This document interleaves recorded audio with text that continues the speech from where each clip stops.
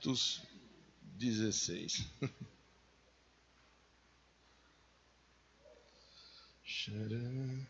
Não deixa eu esquecer de orar pelos trabalhadores e pelos diáconos, ok? Pode acontecer de eu esquecer, daí você me faz lembrar, por favor.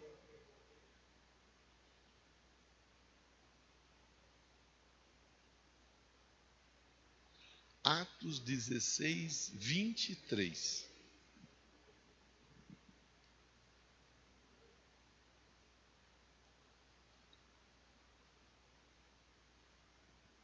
Senhor Deus, me use, eu te peço. Me ajude, Deus, eu te peço. Fala com o teu povo através da minha vida, Deus. Eu te peço, em nome de Jesus. Amém? Depois de serem severamente açoitados, foram lançados na prisão. O carcereiro recebeu instrução para vigiá-los com cuidado. Tendo recebido tais ordens, ele os lançou no cárcere interior e lhes prendeu os pés no tronco. Por volta da meia-noite, Paulo e Silas estavam orando, cantando hinos a Deus.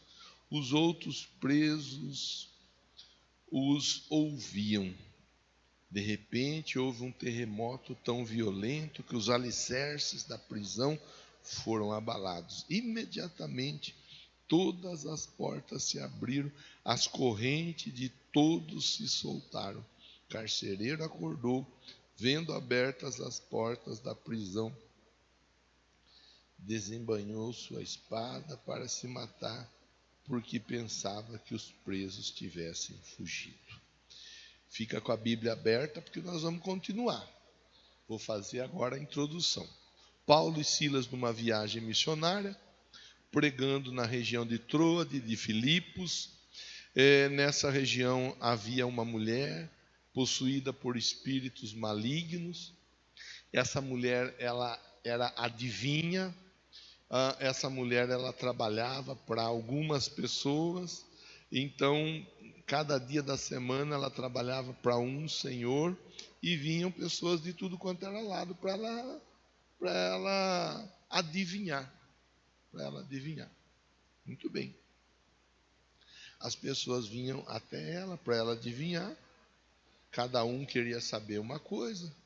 E ela, sendo usada por espíritos maus ou demônios, ela ia adivinhando. O povo gostava e gosta disso até hoje. Então o povo ia até aquela mulher. Em um dado momento, o Paulo e o Silas pregando, ela começou a sair, usada por espíritos, dizendo: esses homens são servos do Deus Altíssimo. E começou a oferecer algum tipo de baderna. Por quê? Porque as pessoas, elas vinham até ela para ter as suas vidas reveladas, transformadas. Vou dizer transformada entre aspas. Aquela mulher, ela começa a dizer, usada por espíritos, que eles eram servos do Deus Altíssimo. E que eles estavam, indiretamente ela estava dizendo, eles estão anunciando alguma coisa diferente aí. Vocês vão deixar? Quando ela dizia, quando ela era usada para dizer isso, não é que ela estava pregando junto com o Paulo e com o Silas. É que eu estava querendo dizer assim, não podemos deixar esse negócio de evangelho avançar. Não podemos deixar esse tal de evangelho prosperar. Precisamos fazer alguma coisa. Até que eles repreendem o demônio que estava na vida dela. O demônio sai e aquela mulher já não adivinha mais nada. A turma foi buscar adivinhação com ela e não tinha adivinhação. Quem ganhava dinheiro através da adivinhação, parou de ganhar dinheiro através da adivinhação. E acabaram ficando chateado, nervoso, irritado com o Paulo e com o Silas, colocaram o Paulo e o Silas na prisão. O Paulo e o Silas na prisão estavam bem protegidos, na verdade, eles estavam bem vigiados. E eles estavam ali sendo observados o tempo todo. O Paulo e o Silas na prisão, eles estavam orando e cantando louvores a Deus. Não está na Bíblia, mas um passarinho me contou que a canção que eles cantavam e os presos olhavam para eles e estavam atentos, olhando e ouvindo, era: tá chorando porque se você tem um Deus que cuida de você e jamais te esqueceu. Não está na Bíblia, viu, Rose? Vá falar que eu falei que está na Bíblia, porque não está. Mas um passarinho me contou. Eles estavam cantando. E enquanto eles cantavam, enquanto eles oravam, os presos, está aqui, ó. Os presos os ouviam, estavam atentos. O Paulo e o Silas na prisão, os presos ouvindo eles cantarem e orarem a Deus. Eles não estavam preocupados com aquela situação, porque eles sabiam em quem eles estavam colocando a confiança deles. E isso é importante nós sabermos, em quem nós temos colocado a nossa confiança. Eles estavam confiando em Deus, eles estavam injustiçados, eles estavam presos, eles haviam sido maltratados, mas eles estavam ainda assim orando e cantando louvores a Deus. Que isso sirva de lição, de aprendizado para todos nós. Que nos momentos difíceis da nossa vida nós saibamos orar e cantar louvores a Deus. Porque Deus, Ele está o tempo todo olhando e velando por nós, cuidando de nós em cada detalhe. Bom, a Bíblia diz que eles estavam orando e cantando louvores. O verso 26 diz: de repente veio um terremoto. E esse terremoto vem para abalar a prisão. E com esse terremoto, as algemas, as correntes que prendiam as mãos, os pés do Paulo, do Silas, dos outros presos, elas foram soltas, elas foram abertas. E quando essas correntes elas são liberadas das mãos dos presos, dos pés dos presos, o carcereiro fica desesperado, ele acorda com aquele barulho, ele acorda com aquele movimento todo. E aí a Bíblia diz que ele pensou que eles tivessem fugido, e rapidamente a ideia dele foi: eu vou tirar a minha vida, porque eu vou ter que dar conta de todos esses presos que fugiram, e eu vou acabar morrendo mesmo. Então, já que eu vou acabar morrendo, antes de alguém me matar, eu me mato. Vê a diferença de alguém que está cheio de Deus e alguém que está sem Deus? Vê a diferença de alguém que consegue enxergar Deus nos momentos difíceis e alguém que não consegue enxergar Deus nos momentos difíceis? O Paulo e o Silas estavam passando por um momento difícil. Eles estavam orando e eles estavam cantando louvores a Deus. O carcereiro está passando por um momento difícil. O que é que o carcereiro pensa em fazer? Tirar a própria vida. Isso é importante para nós pensarmos, porque hoje nós estamos no 7º dia da salvação da família. E uma família, uma casa, um homem, uma mulher, uma pessoa, um jovem, um adolescente, um ancião, independente da idade, qualquer pessoa dentro de uma família, nos momentos difíceis, precisa colocar a confiança em Deus. Ele, Deus, é o nosso refúgio, é a nossa fortaleza, é o nosso socorro, bem presente na adversidade, na tribulação. Ele tem cuidado de nós. Ele tem zelado por cada um de nós. Então, irmão, irmã, independente de como você chegou aqui nessa noite, você está fazendo campanha pela sua família. Eu quero com você olhar para um exemplo. Porque talvez nós sejamos tentados a pensar que Deus enviou o terremoto De repente, um terremoto chega ali para libertar o Paulo e o Silas da prisão. Se o Paulo e o Silas tivessem morrido na prisão, eles estavam salvos.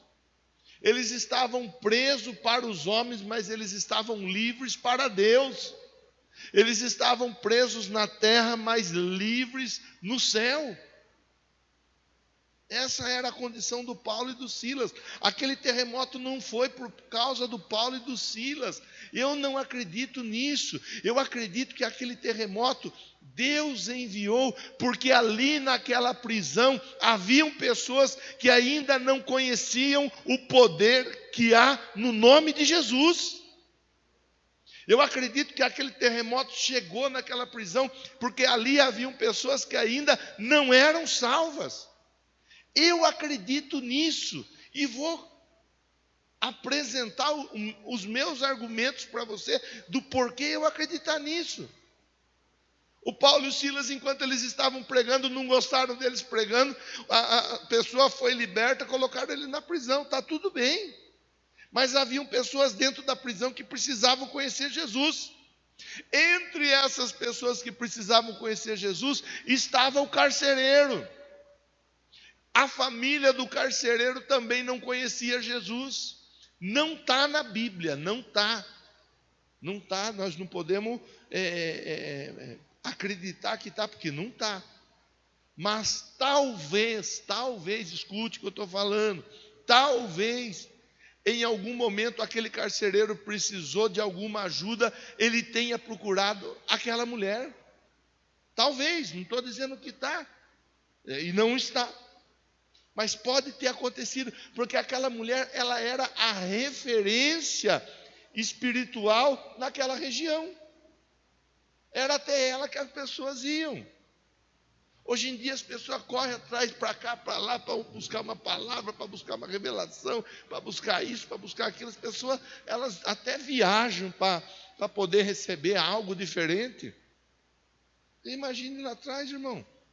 Imagine lá atrás. Aquela mulher, ela era a referência. Quando alguém tinha qualquer problema em casa, quando alguém tinha qualquer dificuldade em casa, logo a turma falava, vai lá na fulana de tal. Dia tal ela atende na rua tal. De tal hora até tal hora. Você chega lá, é batata, não tem jeito de dar errado. Ela vai dar lá uma... e vai falar, é isso. E é isso. Eu acredito que aquele carcereiro, eu acredito, irmão, ele possa ter procurado aquela mulher em algum momento da história dele.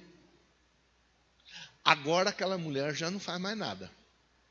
Quem procurava aquela mulher já não adianta procurar mais, porque ela está liberta. O carcereiro fica desesperado. E o carcereiro, pensando em tirar a própria vida, ouve o Paulo gritando, verso 28, não faça isso, nós estamos aqui, não precisa tirar a vida, olha, não precisa fazer loucura, não precisa fazer nenhuma coisa equivocada, olha que palavra tão importante para nós podermos liberar sobre a vida de outras pessoas. Não faça isso, nós estamos aqui. E muitas vezes o que as pessoas estão precisando é exatamente isso. Ouvir que alguém está ali. Muitas vezes tudo que a pessoa precisa, eu vou ser atrevido, irmão. Atrevido, irmã. E dizer assim, muitas vezes tudo que o seu familiar precisa é você dizer para ele, eu estou aqui. Com outras palavras, conte comigo. O que eu puder fazer, eu vou me esforçar para fazer e te ajudar. Conte comigo. O Paulo, ele fala, não faça isso, nós estamos aqui. Quando ele fala, nós estamos aqui, o verso 29 diz, o carcereiro pediu luz, só pediu luz porque estava nas trevas. Ele pede luz, entrou correndo, trêmulo, prostrou-se diante do Paulo e do Silas Então os levou para fora e perguntou. Veja, o carcereiro estava ali para deixar eles presos. Agora o carcereiro que leva eles para fora. Você vê quando Deus está agindo, quando Deus está trabalhando. Você vê que Deus, ele escolhe os que não são para confundir os que são. O que não é para confundir o que é. Você vê que quando Deus está agindo, Ele faz de um jeito que as pessoas elas não entendem, mas nós não precisamos entender, nós precisamos acreditar. Levou-os para fora e ali o carcereiro perguntou: Senhores, que devo fazer para ser salvo? A preocupação do carcereiro. Vou insistir em algo que eu propus para você pensar. Talvez em um outro momento o carcereiro pudesse pensar: estou precisando de uma resposta, eu vou na fulana. A fulana já não estava fazendo mais nada. Preciso de uma resposta. Vocês têm essa resposta. O que eu devo fazer para ser salvo? Eu vou falar para você, você vai agarrar se você quiser. Se você não quiser agarrar, você deixa aí a palavra, que ela vai achar algum coração. É algo que o Espírito Santo está enchendo meu coração para dizer para você. Vai ter pessoas que da sua família que estavam buscando respostas em lugares errados, que vão procurar por você e vão perguntar para você: o que eu devo fazer para ser salvo? Saiu glória a Deus, né? Vou falar de novo. Quem sabe você também dá glória para Deus, porque essa palavra não é minha, ela é de Deus para você. Vai ter pessoas da sua casa que estão buscando respostas em lugares errados, em pessoas erradas, e Deus vai corrigir a rota, e essas pessoas vão procurar por você, perguntando: o que eu devo fazer para ser salvo? Agarre, irmão, agarre. E quando elas procurarem por você, não manda elas para o inferno, não. Não fique falando para elas: você tem que parar de fazer isso, parar de fazer aquilo, parar de fazer aquilo, senão você vai para o inferno. Fala para elas do céu. Jesus sabe como trabalhar na vida delas para levá-las para o céu. Não precisa ficar falando de inferno, não. Que tem crente que só sabe falar do inferno, só sabe falar do diabo. Fala de Jesus, fala do amor de Jesus para essa pessoa, fala que Jesus ama essa pessoa. Elas vão procurar por você. Já estou te avisando, na condição de homem de Deus, de boca de Deus, nessa noite, eu estou te avisando. Vão procurar por você, perguntando o que fazer para ser salvo. Esteja preparado para ajudar essas pessoas. Esteja preparado. Verso 31. Eles responderam, eles tinham a resposta na ponta da língua: creia no Senhor Jesus e serão salvos, você e os da sua casa. O que tem que fazer para ser salvo? Crer no Senhor Jesus. Só isso, irmão. Só isso, irmã. Vamos ficar com o simples da Bíblia. Não vamos ficar acrescentando o que Deus não mandou acrescentar. Não vamos ficar falando o que Deus não mandou falar. Não vamos querer ficar conjecturando, imaginando coisas que Deus não tá querendo que nós façamos. Não vamos ficar colocando obstáculos para as pessoas. Quero ser salvo, o que eu tenho que fazer? Creia no Senhor. Essa é a palavra. Deixa que o restante o Senhor sabe o que fazer e como fazer. Como fazer. Creia no Senhor, serão salvos você e os da sua casa. Veja, agora eu vou abrir um parênteses aqui, porque depois daqui para o final é um tiro de pedra. Já jogou pedra na lagoa, no rio? Quem já jogou? Para ver ela dar 2 pulos, 3 pulos. Eita lá, já. É um tirinho de pedra. Já vamos embora para casa. Tem terremoto que Deus provoca para que aconteça a salvação. Esse terremoto foi provocado por Deus para que houvesse salvação na casa do carcereiro, na vida do carcereiro. Tem pessoa que está aqui com terremotos acontecendo nesses dias na sua vida, na sua casa, na sua família. E Deus me manda falar para você, esse terremoto sou eu que provoquei, porque tem salvação sendo liberada sobre a sua casa. Essa campanha, irmão, irmã, ela é uma campanha que visa salvação. E você recebeu o convite, você aceitou o convite, você veio para cá buscar a sua resposta. Tem terremoto que é enviado por Deus para promover salvação. Se não tivesse terremoto, Paulo e os Silas estariam dentro da prisão. Se não tivesse terremoto, o carcereiro não ia querer nem saber de perguntar para o Paulo e para o Silas o que ele deveria fazer para ser salvo. Mas por causa do terremoto, o carcereiro foi procurar conversar com o Paulo e com o Silas. Você está entendendo, sim ou não? Tem problema, tem dificuldade que chega na nossa vida com a permissão de Deus, exatamente para que seja promovida a salvação. Esses dias atrás, eu não lembro o dia exato, mas há poucos dias atrás, nós ouvimos a respeito do Lázaro. E quando a mensagem chega até Jesus, o Lázaro está doente, Jesus fala, a doença não é para a morte. Mas o Lázaro estava no túmulo cheirando mal, fazia 4 dias, ele estava morto aos olhos de todos, mas aos olhos de Jesus ele continuava vivo.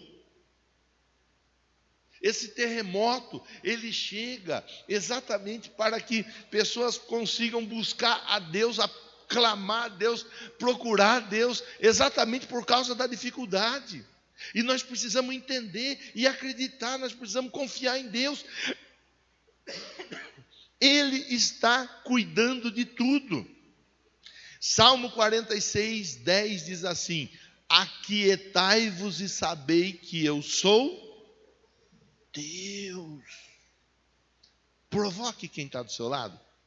Fala assim, ó, se aquieta aí, pode falar, irmão. Teve irmão que não falou. Eu não vou falar. Fala, se aquieta. Calma. Fala, irmão. Deixa Deus te usar.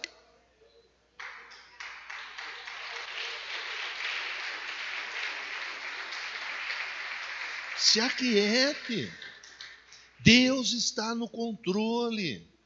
Deus estava no controle daquele terremoto. Aliás, Deus estava agindo através daquele terremoto. O carcereiro, ele vem e ele fica desesperado. Eu quero saber o que eu tenho que fazer para ser salvo. Você quer ser salvo? É isso que você quer? Por que você não falou antes? Vou colocar nós na cadeia para perguntar.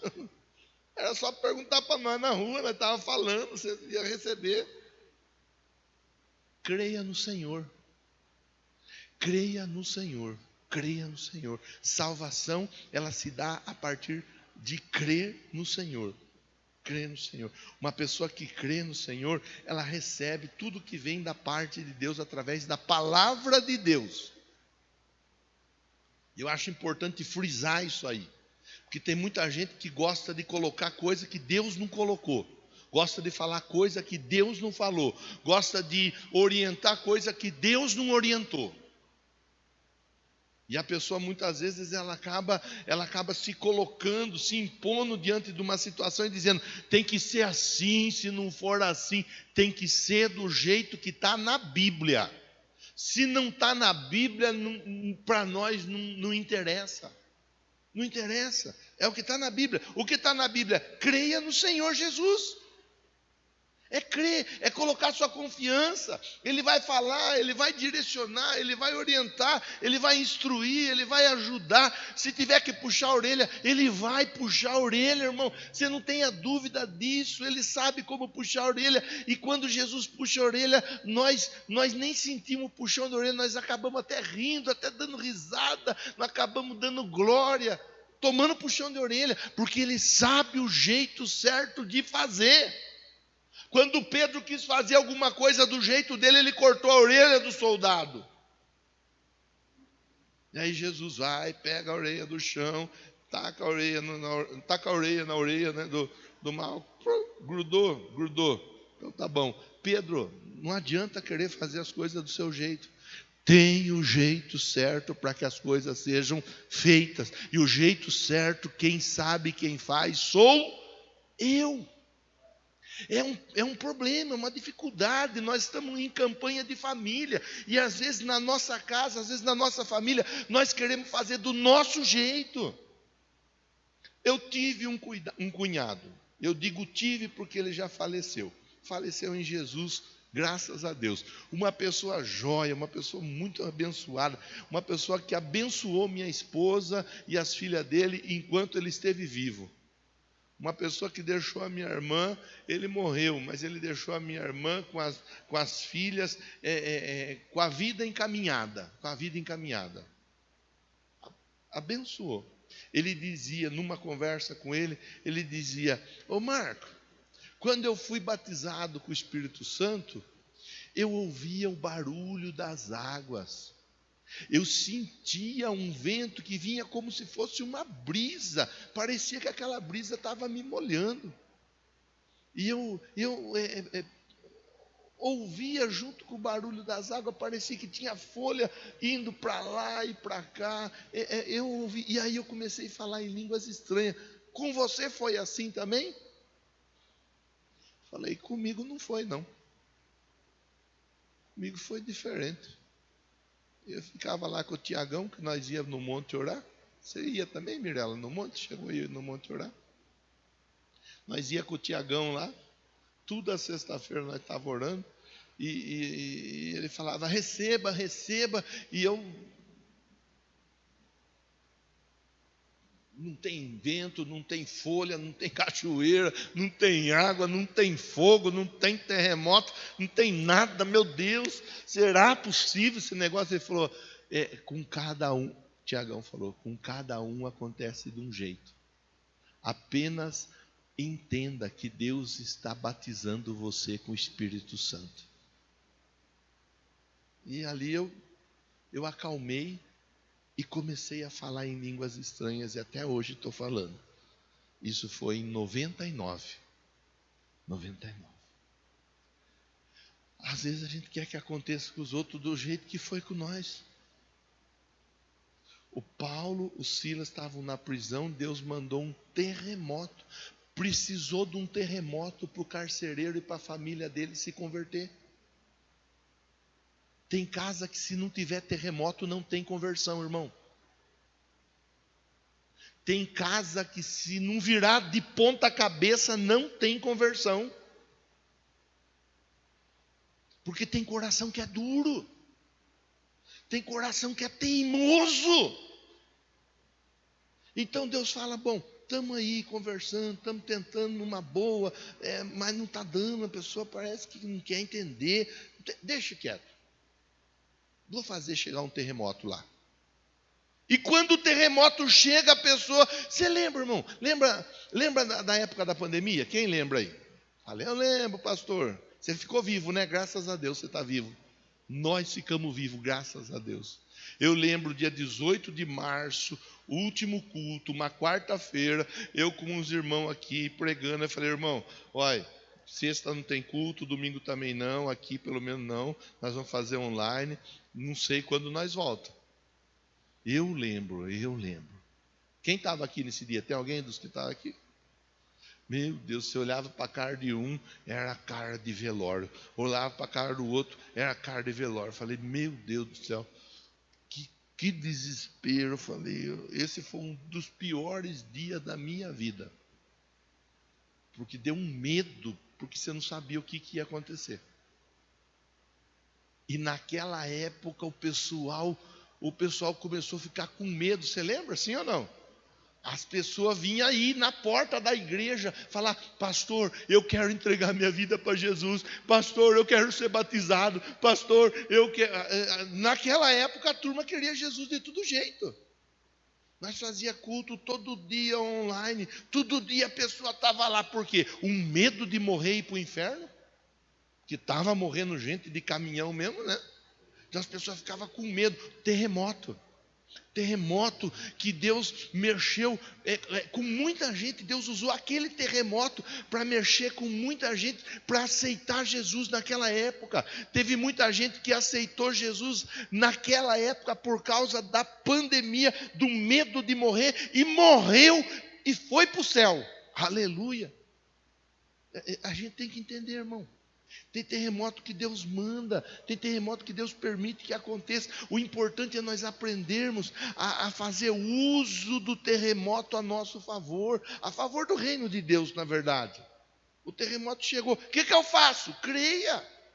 Você tem que crer. Você tem que crer, creia em Jesus. Creia em Jesus, aí ele está, aí...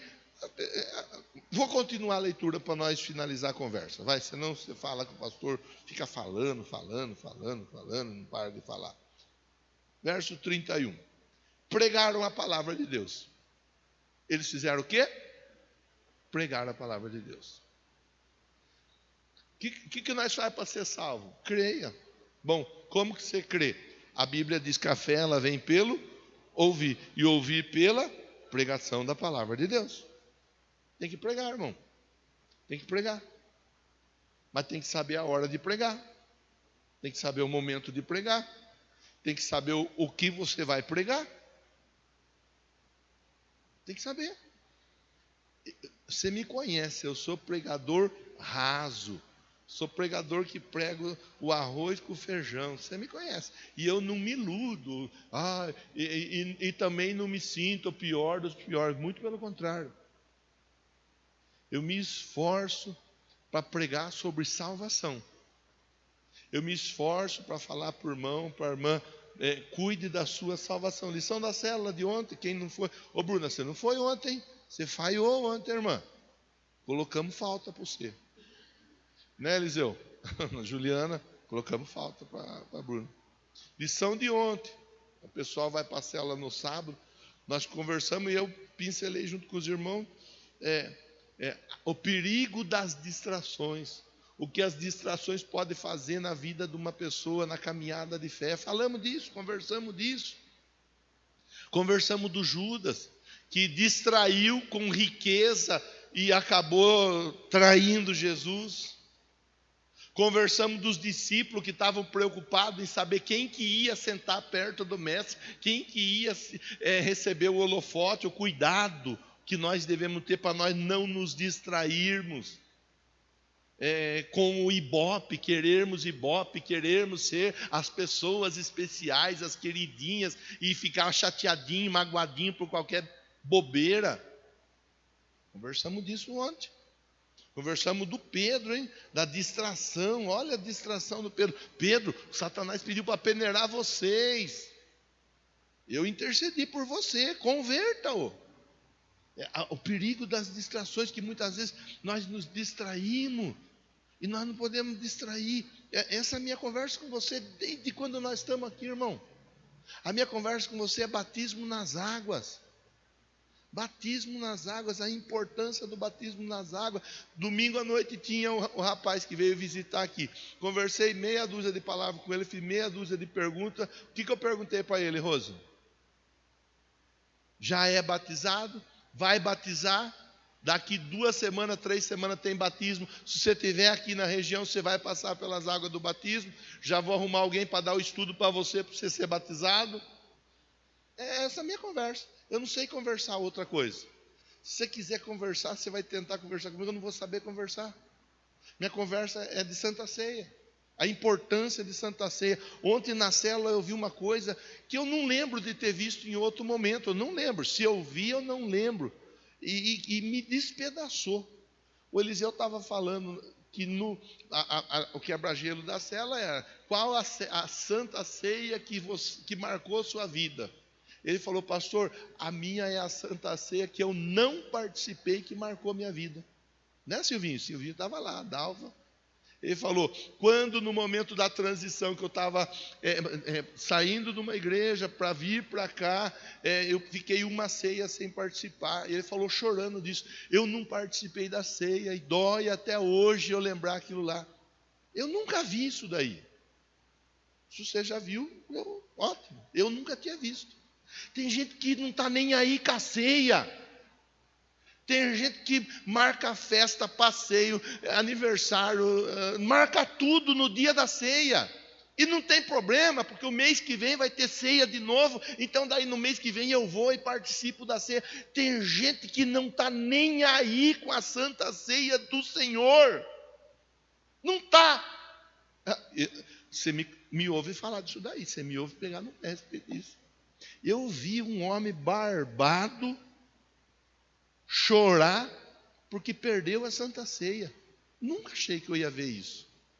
Nunca achei. Estou falando para você assim, ó, com o coração aberto. E eu fiquei desconcertado de ver aquilo. Eu falei: meu Deus do céu. Então o carcereiro, ele queria saber: eu quero saber o que eu faço para ser salvo. É o que eu quero saber. Creia em Jesus. Creia em Jesus. Aí começou a pregar. Começou a falar. Começou a ensinar. Ensinar o quê? O assunto salvação. Veja a importância de ensinar e de pregar a palavra. Ó, verso 32. Pregaram a palavra a ele e a todos os de sua casa. Verso 33. Naquela mesma hora da noite, o carcereiro lavou as feridas dele. Na mesma hora da noite, o carcereiro lavou as feridas. Fizemos mal para vocês, mas o mal que eu fiz, eu vou reparar. Só aqui dá uma conversa para umas 2h30 pelo menos. Mas vamos seguir a nossa viagem. Lavou as feridas deles. E em seguida, ele e todos os seus foram o quê? Batizados. Teve batismo, pastor Nilton, por causa de um terremoto. Se não fosse o terremoto, aquele carcereiro estava com o coração duro até hoje. Se não fosse o terremoto, a família do carcereiro estava sem conhecer Jesus até hoje. Foi aquele terremoto, sabe aquele terremoto? Está aqui, ó. Ele e todos os seus foram batizados. Então os levou para a sua casa, serviu a eles uma refeição.